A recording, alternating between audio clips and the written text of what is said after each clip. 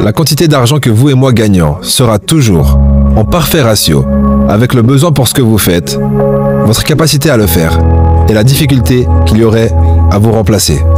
Maintenant, il y a très probablement un grand besoin pour ce que vous faites. Vous n'avez rien à faire avec cela. Ce besoin était juste présent. Votre capacité à servir ce besoin. Tout ce que vous avez à faire, tous les jours, c'est de mettre en place un effort pour faire quoi que vous fassiez un peu mieux. Et en faisant cela, vous allez découvrir que ça deviendra très difficile de vous remplacer. Il y a très peu de pros dans les parages. Beaucoup de gens sont occupés, mais ils ne sont pas très nombreux à faire les choses bien.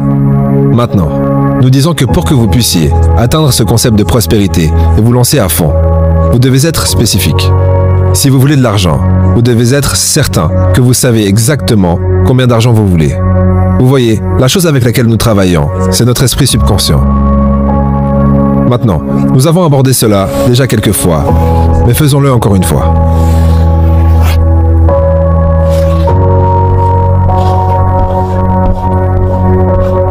Ce sont les idées qui ont été programmées dans notre esprit subconscient à travers la répétition qui ont constitué le conditionnement qui s'y trouve actuellement.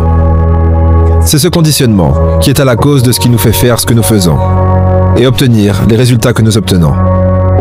S'il y a de la pauvreté comme résultat ou un manque d'abondance, le problème ne se trouve pas dans ce que nous faisons.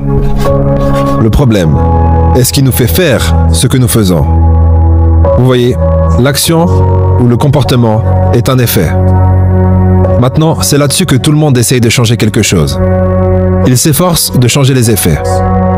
Si vous voulez changer vos résultats, il est absolument nécessaire que vous alliez à la cause du problème, à la cause primaire.